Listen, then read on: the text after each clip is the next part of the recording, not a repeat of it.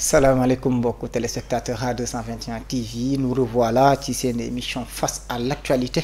Tey ñoom contentement dalal gan bu mag du nom de Moustapha Maba Guirassy, député maire de Kédougou et honorable député à l'Assemblée nationale, mais aussi président du Sénégal en tête, cet ancien ministre de la communication et d'éthique sous le régime d'Abdoulaye Wade. Monsieur Guirassy, bonjour. maa ngi leen di nuyu bu baax di nuyu téléspectateurs yi ñuy seetaan kontaan lool teew fi di préciser rek ni député la de Kédougou mais ancien maire de Kédougou dama koy préciser balaa kenn di ne dafa bëgg jël suma place.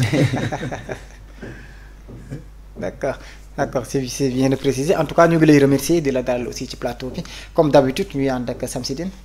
Moustapha maa ngi lay nuyu di nuyu honorable député di nuyu wàllu téléspectateurs A221 yi nga xam ne ñoom ñoo ñuy seetaan di leen jox. Voilà, ça commence avec le député ancien maire de Kédougou, monsieur honorable Moustapha Guirassy, président du Sénégal en tête comme son parti. Monsieur Guirassy, on commence par l'actualité. Justement, depuis hier, on assiste à des vagues d'arrestations. Je vais revenir un peu en wolof, comme l'émission c'est en wolof. Donc depuis hier, ñu ngi gis ne dafa am ay arrestations yoo xam ne ñu ngi teg loo Sénégal. Tey jii nan nga jàngate arrestation yooyu bu ñu tënkee Sénégal ci dëkk boo xam ne démocratie lay doxal. waaw day confirmer rek classement bi ñu mujjee def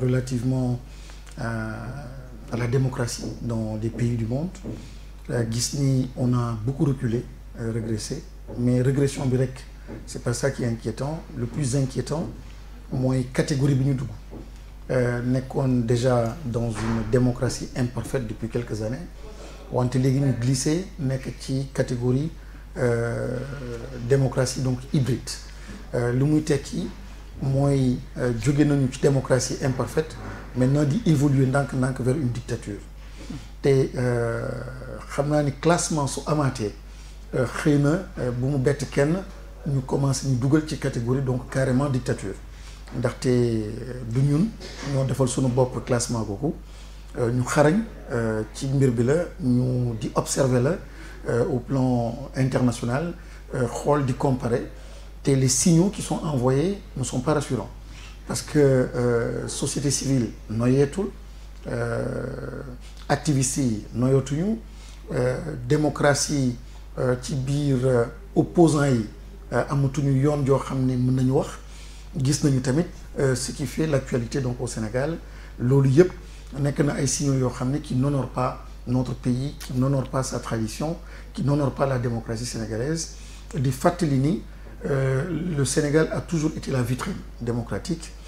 C'était vraiment parmi les îlots de l'Afrique foo xam ni mën nañu tiitaru nit ñi dafa dem dina là il y a une stabilité là il y a une sorte d'intelligence collective loolu ndànk-ndànk ñu ngi koy perdre et nag réew ak lépp loo mën a gis ci àdduna jàmm moom mooy mujj moom la ñuy viser moom mooy l'objectif donc ultime et là nous sommes en train de saper base loo xam ni moo mën a assurer donc cette paix là jàmm jooju donc à ce pays et c'est l'occasion me lancer un appel à tous les acteurs ñu mën a revenir à la sérénité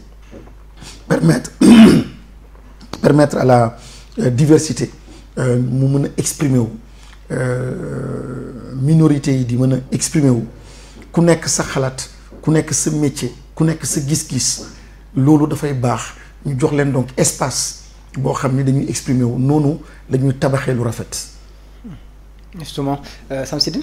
waaw man damay dugg sax si fi mu jeexalee mooy fi mu wax ne ku nekk war nañ la permettre nga exprimer wu comme li ñuy wax ne liberté d'expression dafa am est-ce que tamit nekkuñu ci liberté d'expression boobu noonu nit ñi abusé wuñu di def nu mu tudd dérive d'opinion si côté boobu noonu analyse bi ndax d'un camp à l'autre ñeneen ñu ngi wax ne am na ñoo xam ne dañ leen a privilégié lu leen neex ñu wax am na ñoo xam ne suñu waxee ñu jàpp leen côté boobu noonu est-ce que balance bi ba équilibré wul moo tax mu jur problème yi ñu dekkee wala. xam nga su dee espace de respiration démocratique yi ñu am mu nekk institutionnel encadré par la constitution su dee yooyu marché tuñu fonctionné tuñu c'est comme dans un organisme humain mbir bi day jaaree neneen trouver ay voies secondaires pour mën a exprimer wu donc dans tous les pays où ça a basculé où il y a eu des difficultés, des problèmes, c'est parce que la chose n'a pas pu se contenir ci espace yoo xam ne ñoom lañ leen déjeel maanaam Assemblée nationale maanaam le droit à la marche maanaam nga nangu la presse mu mën a libre yooyu su doon bàyyi nga muy fonctionner normalement mbir bi du nekk ci mbedd bi mbir bi du transformer en violence mais à force de vouloir étouffer di bloquer di téye di exercer violence bah naturellement ça c'est l'homme et son fonctionnement, son mode de fonctionnement. Ce sont les sociétés aussi avec seen mode de fonctionnement. Il faut absolument mu am foo xam ne dañ fa jaar donc pour mën a exprimer wu.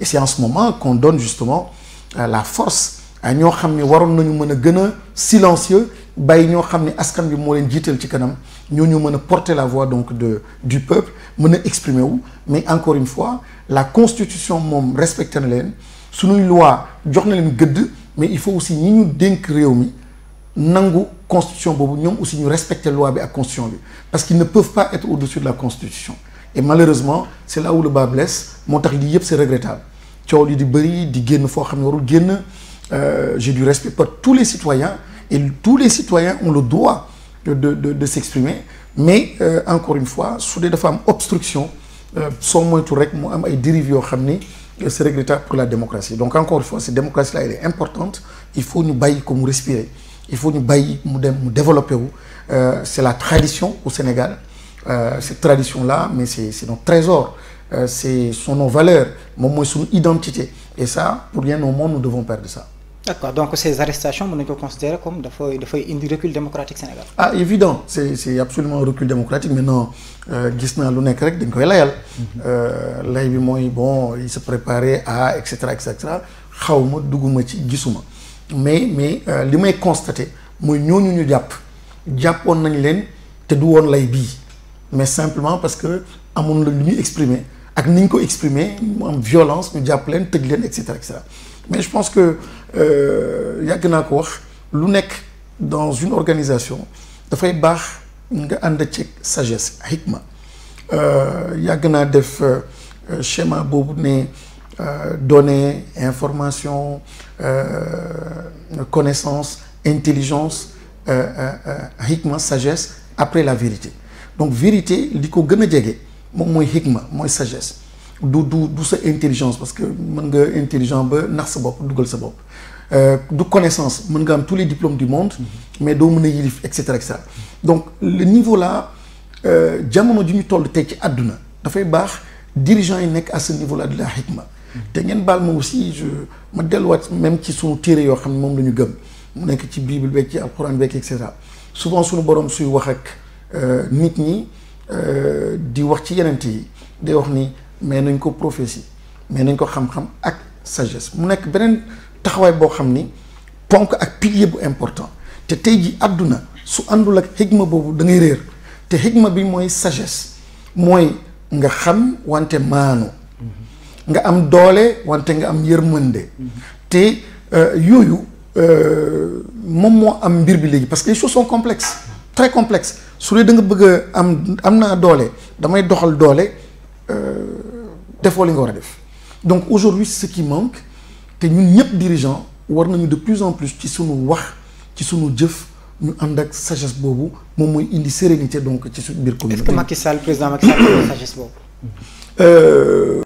naa am respect pour moom parce que suma président la li may koy inviter rek mu dolli sagesse am mu renforcer ko parce que la situation est très complexe na renforcer cette sagesse là gën di déglu gën di am respect pour ceux qui sont contre lui pas sa personne mais contre sa vision contre sa politique contre sa démarche ñooñu day baax mu yëkkati leen ci kaw et quand on parle par exemple du statut du chef de l'opposition dans une constitution mu nekk ay ponk yu am solo ça veut dire simplement c'est cette intelligence là forcer le pays forcer le peuple forcer le droit ba cette diversité qu'elle soit reconnue et il y a de plus en plus le droit des minorités ainsi de suite c'est simplement pour amener dans une communauté ñu mën a jox cër ak gëdd à tout le monde et ça lui il est le père de la constitution comme on dit plutôt le gardien de la constitution moom il doit être le premier à renforcer donc cette sagesse là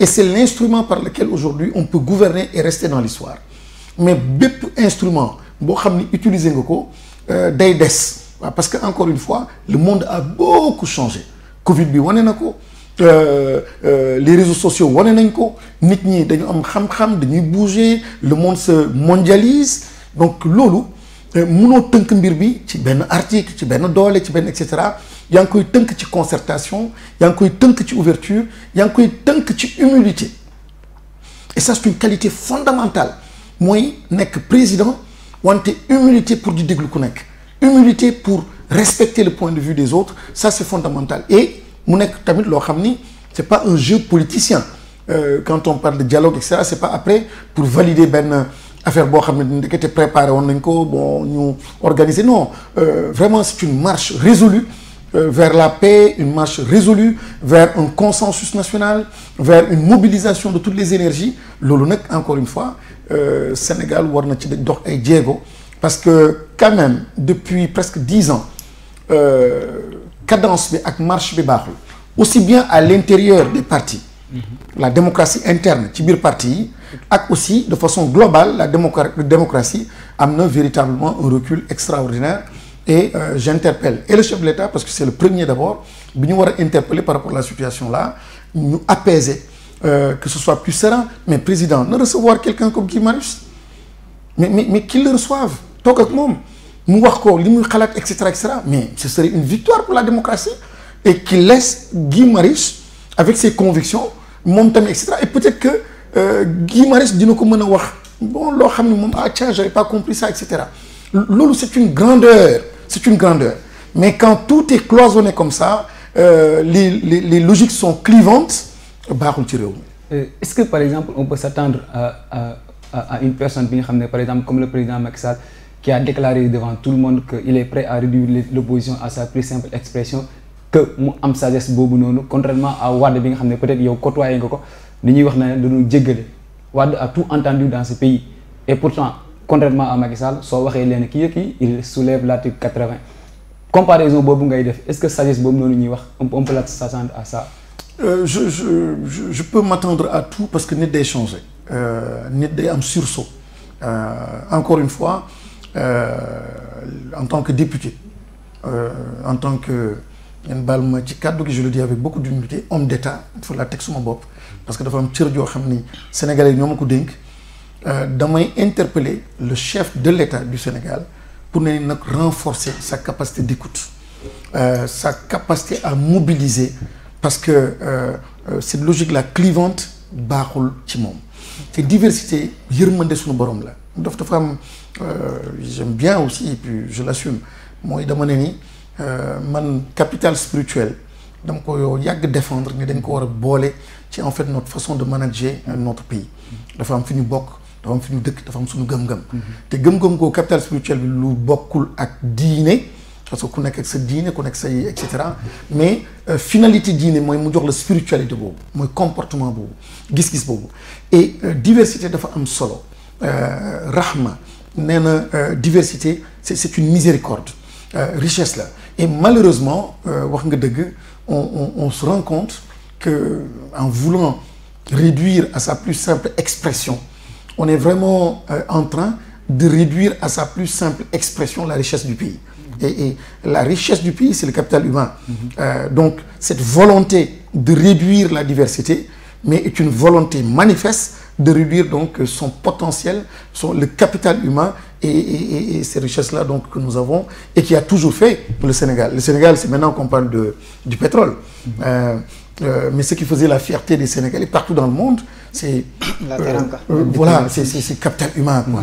Ils étaient partout dans les plus grandes institutions en Afrique ils étaient respectés dans le monde ils étaient respectés mais aujourd'hui on commence à être un peu violent et d'un point de vue valeur ça se dégrade fii laa commencé gis affaire merci di commencer di am et cetera comment il feuilleton Amérique tout ça bon lépp commencé changer donc war nañu góorgóorlu bu baax c'est notre responsabilité justement c'est notre responsabilité justement arrestation yooyu bu ñu ko jàngate tey ci benn contexte la jógee contexte bi ci benn problème la problème bi mooy Sonko Adji Sarr tey mu am beneen actualité bu ci am ce matin ñu gis intervention du président de la République qui s'en lave les mains alors que peuple bi yëpp ñu ngi wax waxu thèse du complot nan commentaire ngay def ci intervention du président d'abord.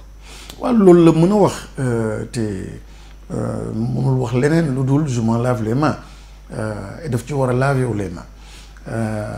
Est-ce que vous croyez qu'il se lave les mains? Est-ce que vous croyez qu'il n'a rien à voir comme il l'a dit? Je pense simplement qu'il a une responsabilité dans cette affaire-là.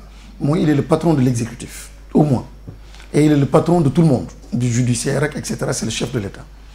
Encore li ma doon wax nii hikma sagesse dafa sut droit ma jël le Ubuntu en Afrique du Sud. Le droit ne mettait pas en avant cette logique-là de cette volonté-là de se retrouver, de retrouvailles donc du peuple sud-africain. Mais c'est la sagesse du chef Nelson Mandela. Lu mu jiital moom mooy simplement une nation arc-en-ciel. Mooy nañu jéggalante, bien sûr pas dans l'impunité, mais nañu réinventer la justice, nañu réinventer les choses. Le plus important mooy bu ñu perdre en fait notre âme, notre identité, c'est-à-dire ce qui fait notre fierté en tant que Sud-Africain. Et ça a sauvé le pays. Si c'était installé benn niveau mooy niveau bu ma doon wax ni droit bi nee na et cetera day manquer sagesse. Actuellement chef de l'État bi dafa war a effectivement s'en laver les mains dans une certaine mesure, mais ne jamais s'en laver les mains dans une autre mesure. Mooy ne jamais s'en laver les mains mooy que mbir bi na ko intéressé. Na xool un peu le fonctionnement du Parlement wax ak peut-être député yoo xam ne ñoo fa nekk ci seen comportement mu xool fonctionnement justice xool tamit les irrégularités ci justice bi parce que c'est lui le chef de l'État du Sénégal ainsi de suite. Loolu je pense que moom su waxee def commentaire am ci li mu war a def commentaire ci loo xam ne cëram la gëddam la, je pense que ñoo xam ni pense ñu ngi koy rendre service ci benn soutien boo xam ni aveugle et dinañu mën a reconsidérer cette position parce qu'ils se rendront compte qu'ils ne sont pas en train de lui rendre service. Donc mbir bi m'en laver les mains rafet na lool, mais balaa nga koy def bàyyi lépp mu jaar yoon lépp ñu régler ko. Mais actuellement les choses ne sont pas à régler. Le fonctionnement des institutions dafa des bu baax a baax. On sent la main invisible de l'exécutif. Sur le Parlement on le sent, sur le judiciaire on le sent. Donc et lui c'est lui le patron. Le grand patron. Et maintenant ci fonctionnement boobu nga xam ne doxul fi ñu ko gën a constaté bu ñu jëlee sa position récemment ak sa démission ci commission ad hoc bi dafa mel ni ci assemblée nationale lañ ko gën a ressentir et tey foofu la point bi toll gis nañ leen gën démissionné gis nañu tamit ne terewul procédure bi yegg à terme tey levée immunité Ousmane Sonko mel na ni c'est imminent. Ouais, comme on dit même si cette levée-là am na je fais remarquer simplement que ce serait illégal parce que l'article 40, l'article 34 d'abord, 35 à 40 yëpp dañ koy condamner. Article yi clair nee nañu il faut 11 membres et ces 11 membres doivent être issus des différentes sensibilités qui composent l'hémicycle pour tenir compte justement de cette question de la diversité. Le droit est très intelligent aussi te dafay am yu bëri yu muy sóor pour di encadrer et encore une fois pour mën a assurer la qualité des décisions qui seront issues donc de ces différentes instances de délibération. Su dee am na benn ou deux qui ne sont plus membres, dans l'article 40 on fait obligation à la commission mu remplacer membres yooyu. Donc l'article 40 du règlement intérieur. Or il n'y a pas eu de remplacement. Et d'ailleurs on va plus loin, on doit les faire remplacer jëlee leen ci groupe parlementaire ou ci sensibilité yooyu. Donc c'est pas la majorité qui remplace, mais da nga war a demander encore à ces différents groupes qui sont différents de la majorité ñu joxaat la ñeneen. Pour garder diversité. Pour garder diversité bi et l'impartialité. Okay. Parce que sinon mais vous n'avez pas de décision. Imaginez ñu dem même au sein de la majorité 11 yëpp ci 11 yi 2 rek a fa nekk 2 rek jël décision bi mais quelle est la qualité de ces décisions-là par rapport en fait aux 11 seen qualité de décision. Donc yooyu la ñu bëggoon encadrer moom le droit bi di encadrer moom la constitution di encadrer même en droit des affaires le fonctionnement par exemple ci benn conseil d'administration s'il n'y a pas un quorum, un minimum, etc., il y a une décision du dialogue. L'Assemblée nationale, nous sommes 160, n'est-ce pas? Mais qui 160 on nous dit toujours le quorum est atteint ou n'est pas atteint. S'il n'est pas atteint, les décisions ne passent pas. Ça, c'est pour garantir la qualité de commission. Mais la quorum 11. Les 11. Donc, il n'y a pas possibilité, nous en plus de la moitié, et statuer. Non. Ce sont les 11. Ce sont les 11 qui doivent être là. Pour mon et d'ailleurs, le législateur va plus loin. Il dit dans l'article 40, si les gens qui démissionnent, ils vont remplacer. Est-ce que nous avons remplacé une vu que le PDS il a préféré de ne pas faire la politique de la chaise vide? Nous ne pouvons remplacer dans la mesure où ce qu'on est remplacé, déjà encore en plénière pour nous de ratification. Qui même sensibilité. Qui même sensibilité. Donc, il y a une sensibilité pour nous de kit non, un projet. Donc, définitivement. Actuellement, ils sont 8 ou 9. C'est 9. Donc, toute décision, c'est une décision qui est attaquable, qui est illégale. Est-ce que, par exemple, mais on a vu le cas avec Khalifa Sall, ça a été le cas. Madi Kenya a démissionné, et pourtant, la procédure de continuer à lever l'immunité parlementaire. On devient de plus en plus et progressivement démocratie hybride après démocratie de dictature. Parce que le droit n'est pas respecté, le règlement n'est pas respecté. Et en évoquant cet exemple-là dans un communiqué qui a été pondu il y a quelques jours donc, par la majorité, on passe simplement à côté et puis c'est un aveu que, effectivement, ça amènera toute l'opinion à aller voir ce qui s'était passé. Et l'immédiat, c'est très clair. Je cite des articles qui condamnent une commission qui prendrait des décisions, en fait, sans ce quorum-là, donc c'est-à-dire les 11 membres, et en tenant compte des différentes sensibilités. C'est vrai que l'honorable député Salih Soiré a fait une sortie hier, incident. Mais vous parlez de décision attaquer, c'est attaquable. Comment attaquer? Je ne sais pas, je ne suis pas un juriste. D'abord, on a une Cour suprême. Et au sein de l'Assemblée? Je ne pense pas. L'Assemblée, déjà, nous avons une Assemblée complètement couchée. Donc je ne pense pas qu'à ce niveau-là, qu'on soit même entendu. Mais il y a la Cour suprême. Bon, est-ce qu'elle va entendre? On a vu en tout cas aussi que là, il y a une tradition. Chaque fois que c'est l'opposition qui pose ben recours, recours, généralement, donc la suite n'est pas favorable. Mais il y a la Cour de la CEDEAO, il y a d'autres instances en Afrique et dans le monde qui sont là pour protéger aussi les droits humains et surtout les droits donc, des opposants, de la minorité, ainsi de suite. Et pourtant, par rapport à l'Assemblée couchée, Abdou Mbow, communiqué bien soulevé, vous êtes dans la manipulation et dans le calomnie. Contrairement à la procédure de respecter même le réquisitoire que demandé le procureur, il a raison, sauf que les mots qualifiés, c'est ça qui n'est pas, qui est abusé. Calomnie, etc. Bon, c'est des qualificatifs que moi je n'utilise pas par respect pour eux. Mais par contre, le juge d'instruction a bien parlé d'Ousmane Sonko. Le ministre a bien parlé d'Ousmane Sonko. Sur ce point, on est parfaitement d'accord. Mais là où il n'a pas compris, dans mon conseil, ne pas la mauvaise foi, etc. Ou peut-être la mauvaise foi aussi, on ne sait pas. Mais c'est que le procureur a parlé de X. Dans son réquisitoire, qui est cité dans la lettre justement du juge d'instruction qui dit par réquisitoire introductif. Et dans ce réquisitoire-là, on parlait de X.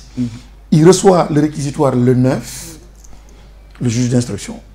Et le 9 même, il envoie sa demande, sa requête pour lui lever l'immunité parlementaire. Lui, juge d'instruction, qui n'est pas le parquet a fait son job. Ce qu'on attend d'un juge d'instruction, parfois appelé juge d'enquête, moi une fois sur votre table le réquisitoire, vous avez des démarches pour apprécier un peu comment changer le X en Ousmane Sonko, en Shamsuddin, ainsi de suite. Mais vous ne faites pas ce travail. Et immédiatement vous transformez vous et vous assumez que X Bobo c'est Ousmane Sonko. C'est là le problème. Et c'est ça qui est inadmissible en justice. Et je parle sous le contrôle de la justice et de nos magistrats. On sait ce qui se passe aussi. Il y a beaucoup, et la majorité écrasante, mais qui est frustrée parce que quand même, c'est aussi une insulte de la justice. et justice dafa sensible il y a un minimum en termes de travail d'investigation qu'il fallait faire pour légitimer donc action boobu. D'accord. Mais si c'est pas fait, vous comprenez que nous parlementaires ben qu'on puisse être heurtés. Donc nous avons été heurtés. La deuxième chose, il y a eu obstruction dans le travail. Le sens de la commission ad hoc a été soit mal compris ou on n'a pas voulu donner les moyens à la commission de travail.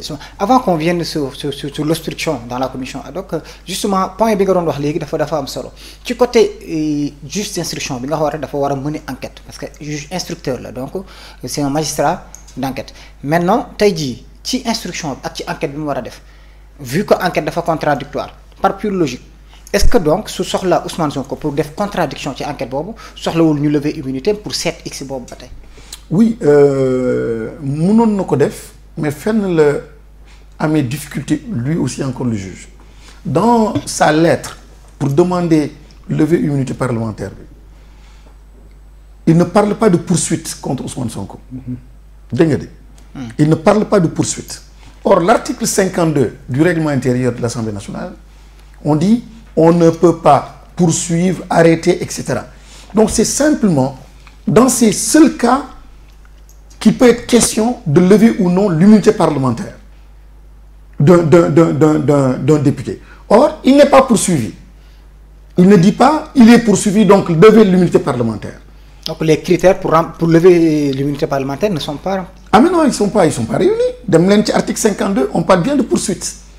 On ne parle pas dans la lettre comme il le demandait, moi faire un test ADN qui est un acte médical, de me le auditionner, de me confronter, etc. Il ne parle pas de poursuite. Donc, lever immunité parlementaire, bi def nono, waron na def ligueyam ba paré.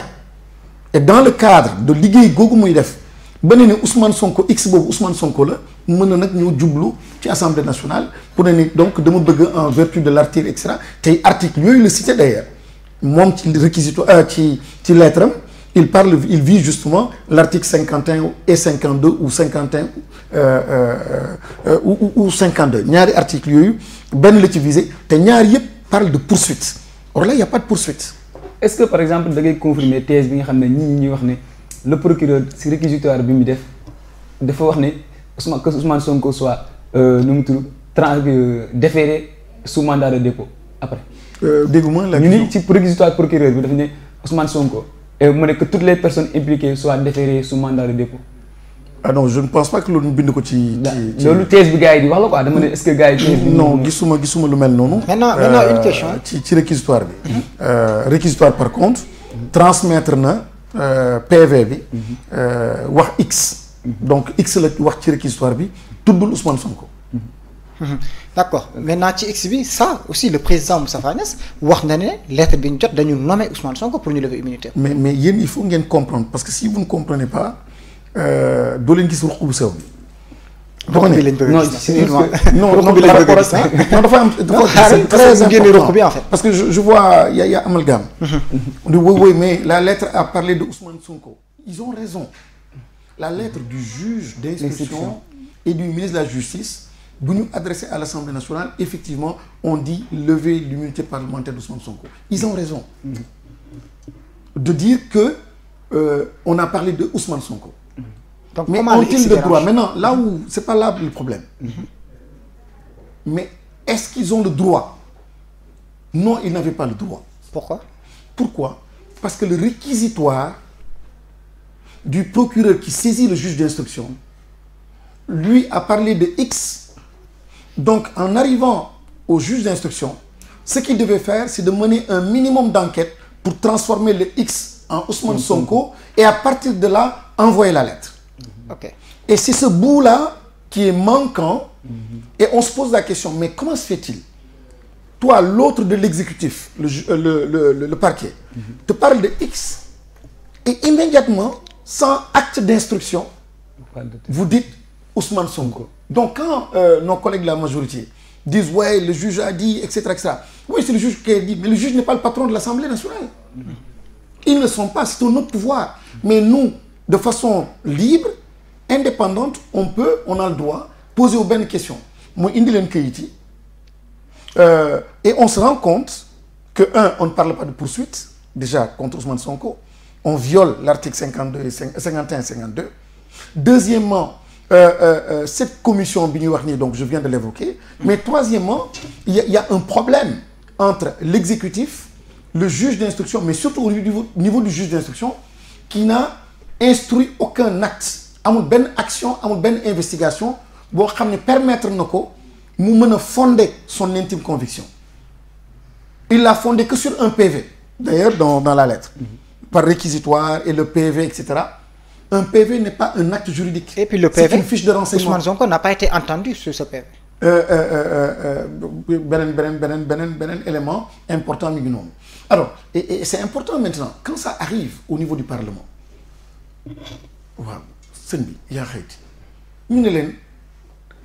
on vous demande de statuer si oui ou non on doit lever l'immunité parlementaire d'un député qui s'appelle Ousmane Sonko. On le demande à des majeurs, comme on dit au Sénégal, majeurs et vaccinés. On le demande à des élus du peuple. On les demande à une institution aussi prestigieuse que l'Assemblée nationale. On le demande à un comité, une commission ramenée à 11, choisie. Chaque groupe dit ce sont les meilleurs qui sont qualifiés. On leur fait confiance pour prendre une décision au nom du peuple. Le minimum, c'est de mettre entre les mains le dossier pour que ces députés-là puissent voir. Mais certains de vos collègues disent que, par exemple, vous êtes allé trop loin en demandant même les papiers justificatifs concernant, vous voulez auditionner Adji Sarr et les autres personnes, etc. Alors que l'Assemblée nationale n'est pas un tribunal. Et juste, on vous a juste demandé de lever l'immunité d'un collègue. Et vous êtes allé trop loin en voulant auditionner Adji Sarr, etc. Mais parfois... C'est vos collègues qui le disent. D'accord, mes chers amis de la presse, il est bon aussi que vous participiez à édifier l'opinion. Parce que c'est même pas censé. On nous demande de juste. Non, le juste là, il ne faut pas le bâcler là. On me demande quelque chose de sérieux. De lever l'immunité parlementaire d'un député. C'est lever l'immunité parlementaire, pas en termes de privilège pour un privé, un individu, mais pour un verrou pour la démocratie. Parce qu'on doit protéger ceux-là qui parlent, qui doivent avoir une parole libérée. Et la loi dit, de façon intelligente, on doit protéger ces gens-là. Parce qu'ils pourront dire des choses qui vont peut-être déranger la majorité.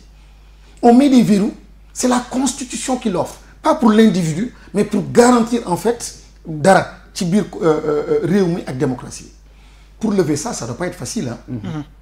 Donc on doit vraiment mettre sur la table toutes les preuves, en tout cas pour nous permettre, nous, de fonder notre intime conviction.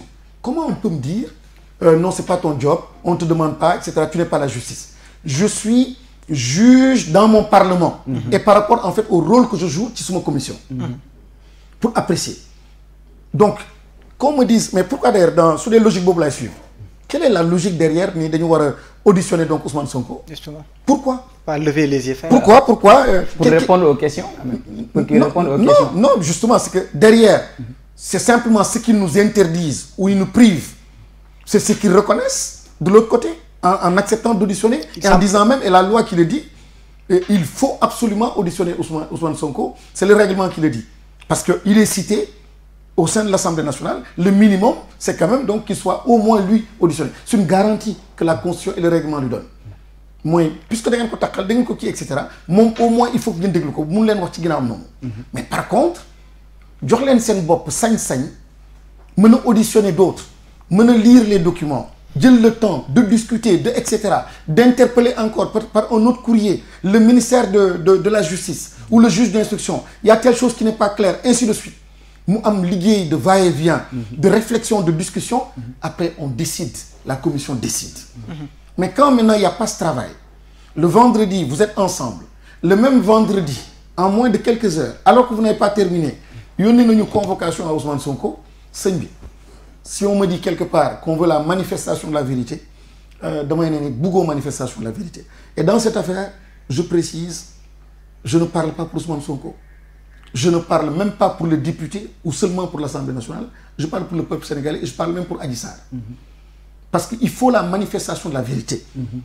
Il faut que cette vérité se manifeste pour voir si Adji Sarr aussi a été abusée et manipulée.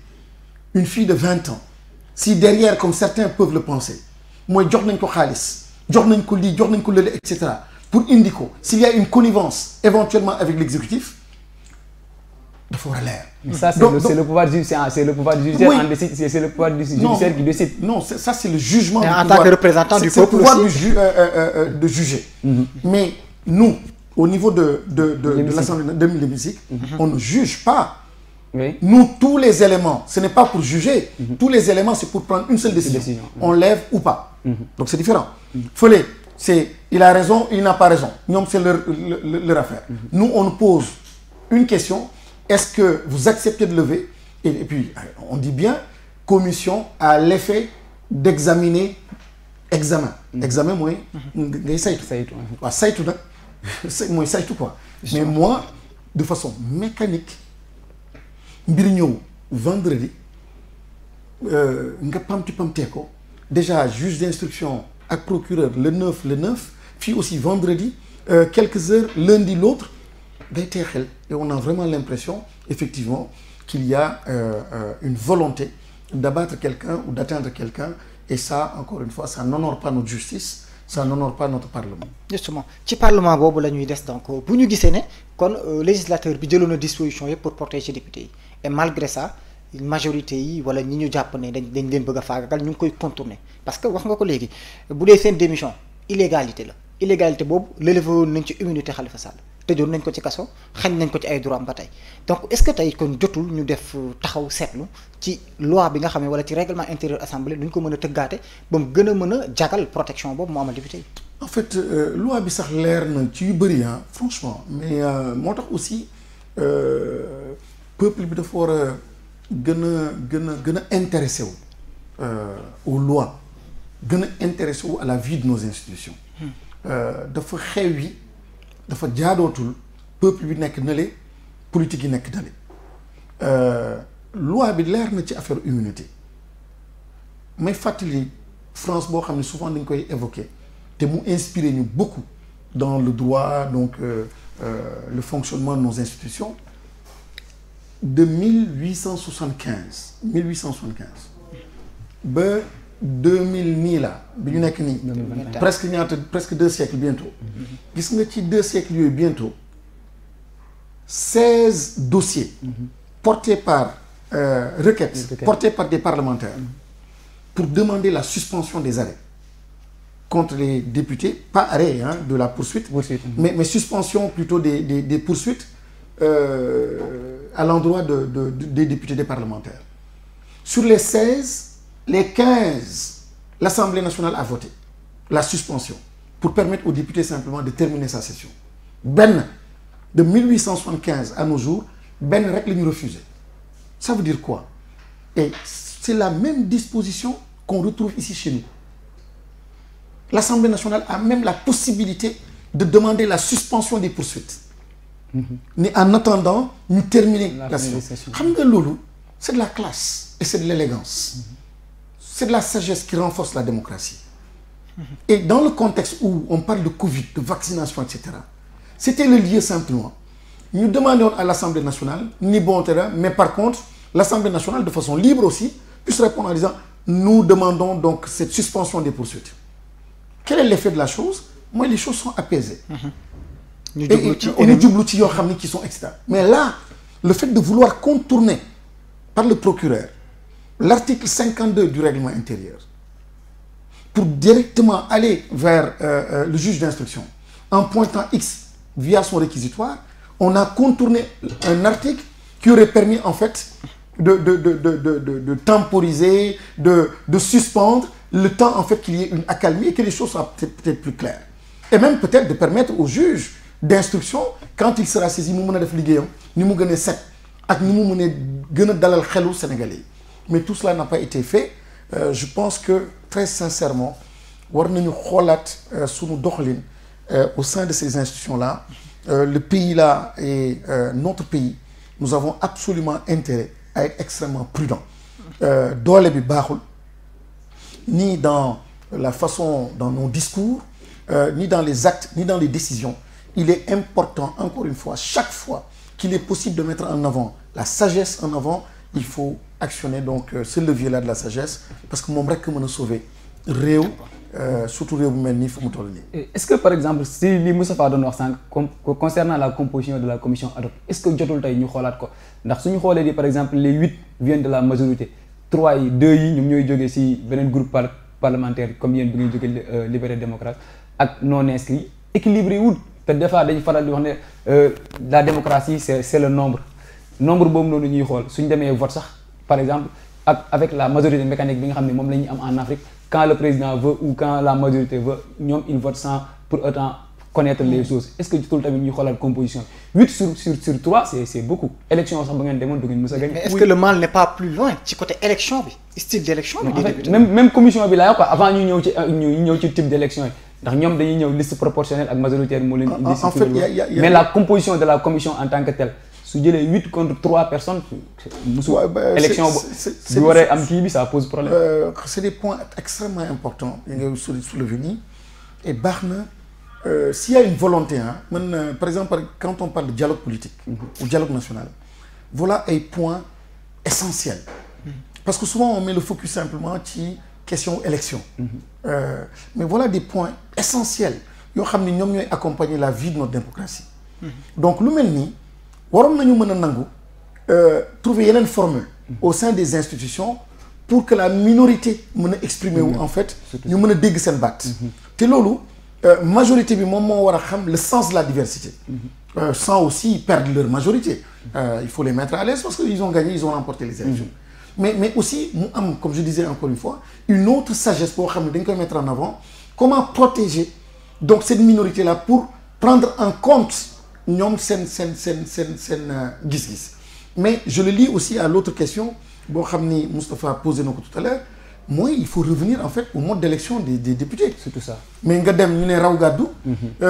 Vous dépassez l'adversaire de 1%, mais la contrepartie à l'Assemblée nationale, c'est que vous récupérez presque 100 sièges. Mais c'est complètement faux et ça ne reflète pas la réalité des rapports. Les rapports de force sur le terrain. Et même pour ajouter, Ismaïla Madior Fall en 2012, il avait même quand il était dans l'opposition, je peux le caricaturer ainsi, il disait que par exemple le système de raw gàddu dañ ko war a dindi. mu joxe l'exemple par exemple bu ñaari nit demee élection dans une localité qui am 42%, qui am 50 et quelques %, ce qui dit que la population est favorable à ce que les deux personnes représentent.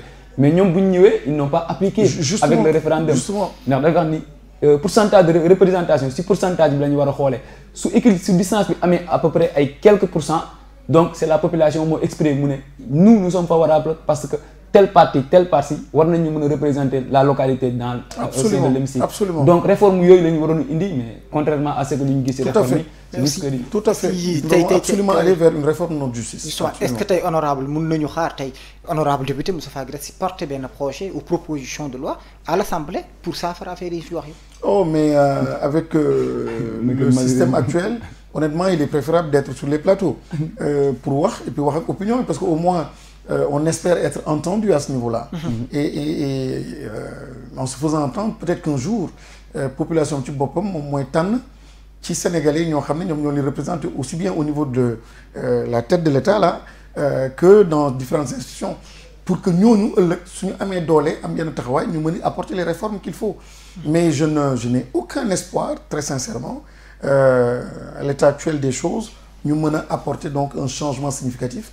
Là par contre le chef de l'État moom avec cette volonté entre guillemets de dialoguer waroon na mën a gën a déglu encore en profondeur et ça vraiment c'est regrettable qu'on évoque ay histoire de dialogue mais on se rend compte après que c'est des calculs très politiciens et vraiment court-termistes pour passer benn galgal benn et cetera. Donc c'est pas pour installer le Sénégal dans quelque chose de profond et de durable. Et ça vraiment je le regrette. Mais ce sont des questions véritables. Et vous savez, j'ai été peut-être parmi les premiers quand le président a été élu la deuxième fois. J'ai dit sur ma première sortie, c'était dans le journal ngeen baal ma tudd ko L'Obs, ma ne que le président se prononce par rapport au troisième mandat.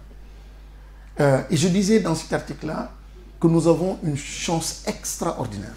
Sénégal musul am chance comme bi mu am en 2019 le président Macky Sall avait tous les moyens, parce qu'il n'était pas partant pour un troisième mandat, mais de sortir du piège d'un parti politique, de sortir du piège des calculs politiciens pour prendre les grandes décisions et installer, pour la grande histoire, pour la grande marche de notre nation, installer à jamais le Sénégal donc sur les rampes, les bonnes rampes de lancement et de développement et d'émergence. Malheureusement, je ne sais pas ce qui s'est passé. On s'embourbe, on est dans des calculs et à viser très court-termistes et qui fait que c'est très difficile et ça risque d'être encore beaucoup plus compliqué. Et le président qui disait qu'il n'avait pas promis de tout prendre, mais d'ailleurs, mais maa ngi lay dégg sax par rapport ak foofu noonu ngay wax ni conséquences yi ñuy dund yëpp c'est fast track bi la. Ah non, je l'ai toujours dit, gis nga Chamsidine day baax li ma wax nii xam nga maa ngi wax waxu hikma ak sagesse. sooy xool dëgg gis nga générosité dafay baax ci kilifa boo xam ni jox nañ la responsabilité. Générosité mooy déjà cër ak gëdd bi pour respecter diversité koo xam ni bokkul ak yow gis-gis. Mais deuxième niveau générosité mooy surtout en matière d'investissement au plan économique. Il faut accepter de faire des investissements qui sont peut-être silencieux, qu'on ne verra pas tout de suite. Et peut-être même tu seras battu aux élections. Mais en réalité, tu fais un pari par rapport à l'avenir. Moi, dans 20 ans, je ne serai peut-être même plus sur Terre, un vivant parmi vous. Mais mon pari et mon défi, c'est que je veux une nation bien formée. Et tu vas investir au niveau des enfants de 3 ans, qui ne vont peut-être pas voter pour toi. Mais le pari et l'investissement, c'est à ce niveau. Et c'est là où je dis le fast-track, le mal est dans le fast-track, parce que le fast-track, la philosophie profonde, moi, il ne l'est pas tout de suite, immédiatement. Et quelqu'un m'a répondu en disant, ouais, on n'a pas de temps à perdre. Oui, je suis d'accord qu'il faut aller très vite. Mais il faut aussi aller très bien. Aller très bien, c'est ne pas aller vite, et dans quelques années qu'on se rende compte qu'on s'est trompé de priorité. Et on se rend compte que nous sommes en train de nous tromper de priorité. Santé récemment, crise, au plan économique, les migrations sénégalais, c'était vraiment exceptionnel Sénégal. Le nombre de Sénégalais d'autres dans d'autres pays, ils ont vécu le même phénomène, mais au Sénégal, un pays dit émergent ou en voie d'émergence, on parle d'investissement massif, etc. Et au même moment, il y a toute sa jeunesse donc qui se tue dans les océans.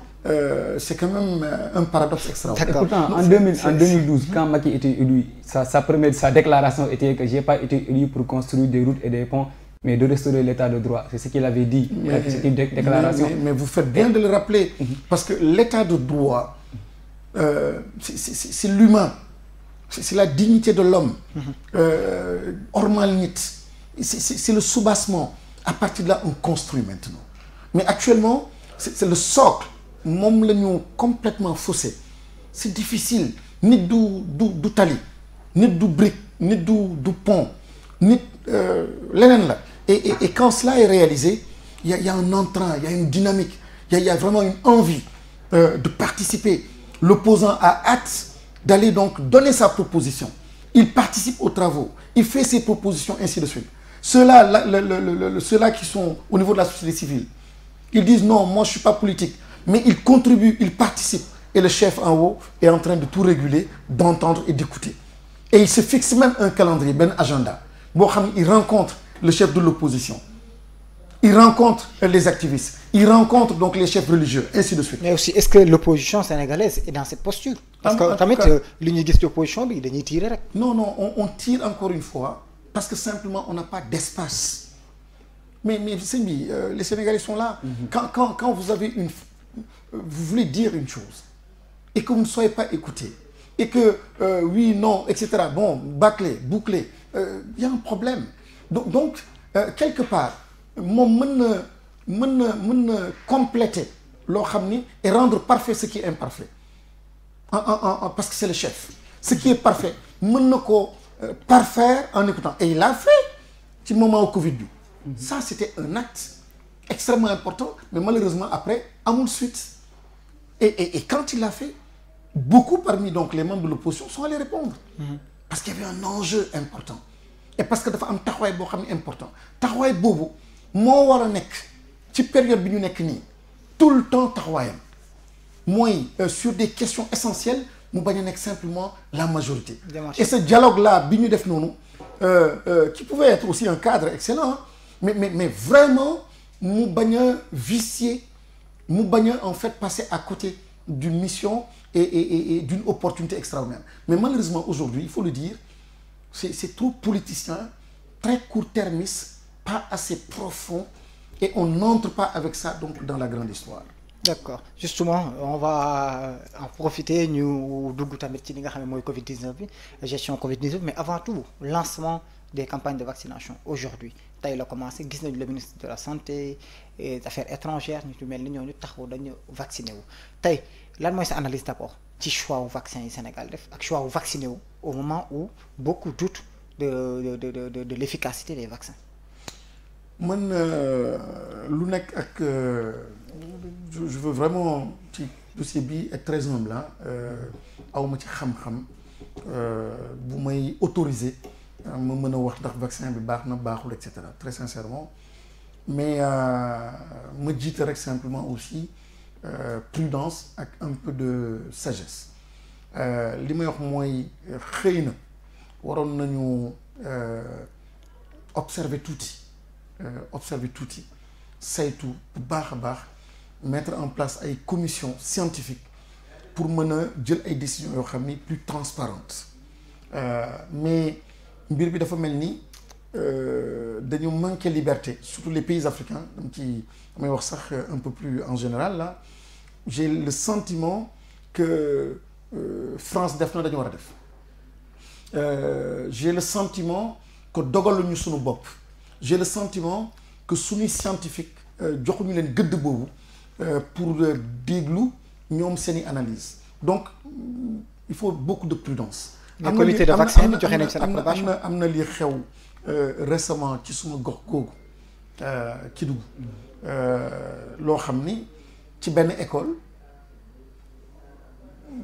un parent d'élève qui m'a appelé ne ma man ka dama bëgg a plainte parce que donc suma doom dama jékki-jékki rek ñu vacciné ko. fièvre jaune. Fièvre jaune.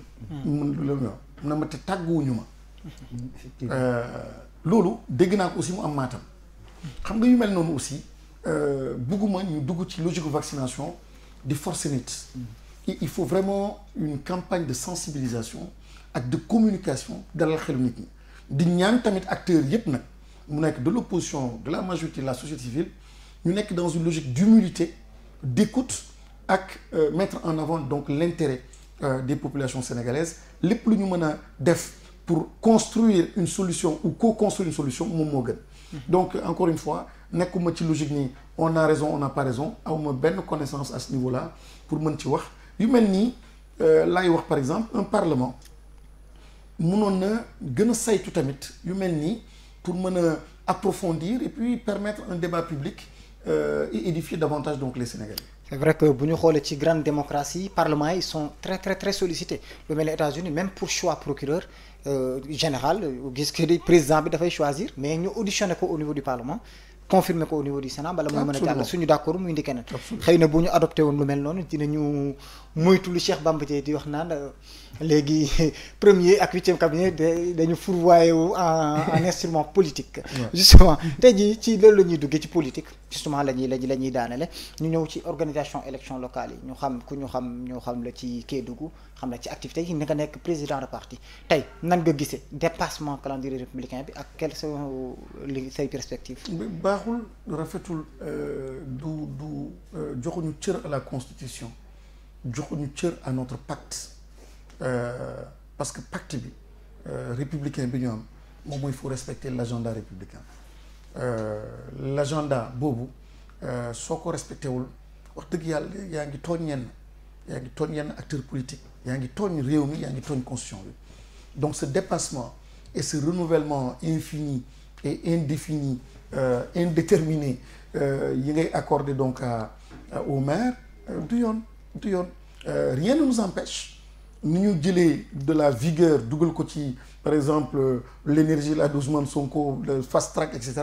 Je pense que siffler la fin de la récréation en disant non, il faut absolument nous aller vers les élections, tout, je pense que ce serait une excellente chose. Malheureusement, on n'a jamais cessé de repousser. Et d'ailleurs, Souma Khalifale était aussi par rapport à l'affaire d'Ousmane Sonko, qui est quand même le chef de l'opposition. Je dis l'IEP, est-ce que c'est pas pour baïonner Nebuko Djantbi? Après, on va faire les républicains, les démocrates, pour dire que le dialogue a dit ben, c'est tel jour, fait que mon minti a des difficultés. Et bon, asseoir encore une fois, cette majorité, par des artifices, donc, et ça n'apaise pas.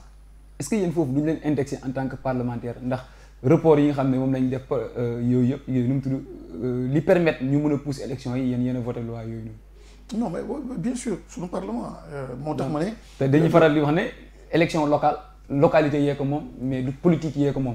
te Sénégal fii dafa mel ni politique yi ñoom dañoo jàpp ne ñoom moom élection yi ñoom ñooy décider kañ lay am ñoom ñooy décider nu muy amee ñoom ñooy décider alors que dañuy fàtte population bi nga xam ne élection locale la ñuy wax localité bi ñoom ñooy xool ku leen doy ku nga xam ne moom la ñu wóolu seen localité ñu fal ko mais dañuy xëy jékki-jékki wasxaan nañ seen biir assemblée nationale voté nañ yeggali seen i mandat alors que y a des gens qui souffrent dans leur localité alors que ne bëggatuñu ki fa nekk. Absolument et da nga wax dëgg notre parlement dafa war a nekk un parlement debout dafa war a nekk un parlement qui doit retrouver sa dignité de parlementaire ou de parlement plutôt pour loolu les députés de la majorité de l'opposition des non-inscrits ñoom ñëpp dañu war a xam ni am nañu dogal et il y a des vérités qu'il faut que l'on dise à l'exécutif et ça waruñu nekk ci ay logique de consigne de vote da nga war a en toute conscience en âme et conscience quand on dépasse l'agenda que tu sois de l'opposition de la majorité war nga mën a am cette liberté di mën a interpeller donc le ministère de l'exécutif donc intéressé pour ne ko lii du yoon lii du et cetera mais quand on vote systématiquement xoolal tous les projets qui passent bah systématiquement c'est soit à l'unanimité il y a au moins une ou deux personnes qui vont refuser en tout cas généralement l'opposition va refuser mais généralement la majorité écrasante tous les députés de la majorité donc vont voter ils n'osent pas il est rare dans l'histoire depuis quelques années de voir un seul député de la majorité dire non je m'oppose à telle chose pourtant sous Wade on voyait souvent ci magistère des gens qui disaient non moi je me souviens personnellement en 2011 def naa suma démission man jox naa ko j'étais de l'exécutif même yoo xam ni nanguwuma ko mais ce que j'ai salué aussi ci grandeur Wade mooy dafa mën a déglu quoi il y a une écoute il y a le respect de l'autre qui lui dit je suis pas d'accord il y a une écoute et puis vous co-construisez vous avancez etc mais là aujourd'hui ce qui se passe c'est que kenn sañul wax et ça pour le parlement baaxul pour réew mi baaxul donc président bi encore une fois dafa war a au sein de son propre parti de sa propre alliance favoriser déjà ces discussions ak ces libertés là et cette démocratie interne parce que xëy na ci biir pas xëy na sax je suis certain il y a des gens qui ont des points de vue complètement différents de ni muy doxalee plus maintenant donc la démocratie dans le pays je pense qu'à ce niveau-là si on fait des efforts lii affaire u Sonko bi on va siffler la récréation bàyyi parlement liggéey mais c'est presque trop tard justice j'espère que on va se ressaisir et j'espère aussi même si le président dit que il s'en lave les mains il va aussi se ressaisir siffler la fin de la récréation mais vraiment siffler la fin de la récréation pour qu'on apaise. En faisant quoi?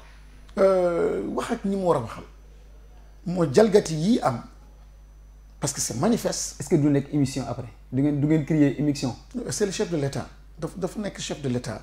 dafa am yoo xam ne encore une fois ponk sagesse boobu may wax moom am na sagesse ak xam na ni muy doxalee état ak ni muy doxee ba respecter constitution respecter loi yi mais aussi mbir bi dox pour qu'on arrive en fait à l'objectif ultime mooy jàmm.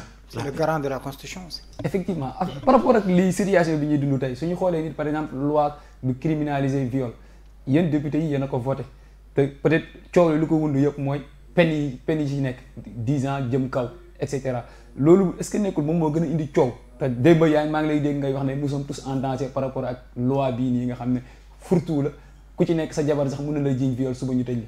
waaw dafa dangereux te moo tax lépp rek may ne ñun ñi borom bi dénk responsabilité nañu sóoraale ci lépp lu ñuy def suñu borom ba bañ a jël dogal boo xam ni da nga koy jël ci benn temps et par rapport à une personne ou à quelques personnes bu boobaa di nga jot ñooñu mais di nga tooñ ñu bëri su dee loi bi sama xel daf ciy tee depuis quelque temps damay ne waaw lii lu tax ñu yëkkati loi bu mel nii après seen principal opposant ñu bëgg ko jekkoo par rapport à cette même loi là ba pare ma gis ci loi bi yoo xam ne dafa tee suma xel mooy nga jàpp nit ki le temps ngay def instruction amul app waaw loolu sëñ bi loolu danger la mooy yow su ma la bëggee jekku damay ne kenn rek jigéen bu nekk ma ne la demal ne kële bi ngeen wéetee daf la xosi wala wax na la et cetera wala sa jabar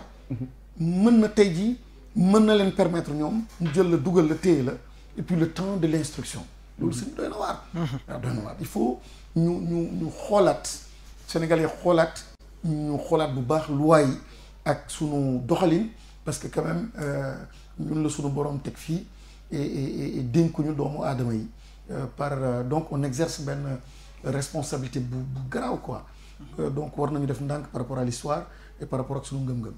D'accord sa dernier mot. suma dernier mot di leen sant di leen gërëm bu baax a baax a baax di leen encourager yéen la presse ngeen aussi jouer seen rôle dafa am benn casquette boo xam ni dama koy seetlu souvent aussi ci presse bi dafa nekk presse boo xam ni au nom de l'indépendance de nu ñuy traité et cetera dañu bokkul ci xeex bi pour waxuma xeexu par parloo fii la forêt et cetera mais cette volonté manifeste de faire respecter loo xam ni ñoo ko bokk muy constitution muy jàmm muy réew mi je pense que day baax ñu gën ci jàpp ñu bañ a nekk rek simplement di relayer di wax na de di wax na et cetera et ñoom du ñu def analyse bi profonde pour mën a aussi éclairer l'opinion par rapport ak beneen fànn bi mooy kat comme sànq et ça je suis très content plusieurs fois vous avez rappelé lan la constitution wax lan la kilifa yi wax ainsi de suite day baax opinion bi di mën a forger peuple bi plutôt opinion à partir en fait de non seulement chacun de nous pourrait dire mais aussi en réalité de yoon joo xam ni xëy na fa la ñu war a jaar c'est-à-dire constitution bi loo xam ni moom moo ñu gën fort ñëpp donc seen rôle boobu d'éducation de formation aussi bu leen ko fàtte donc au niveau de la presse ma leen ci encouragé bu baax a baax te yéen a ngi koy doxal bu baax a baax. D'accord merci honorable jërëjëf merci Samsidine merci voilà loolu moo nekkoon seen émission face à l'actualité ñu dalaloon fi honorable député Moustapha Baba Guirassy mais aussi président parti Sénégal en tête 7 ñu doon discuter ak moom ci actualité yi am ci dëkk bi ñu koy remercier ci disponibilité bi di leen remercier seen fidélité di leen jox rendez-vous ci beneen numéro face à l'actualité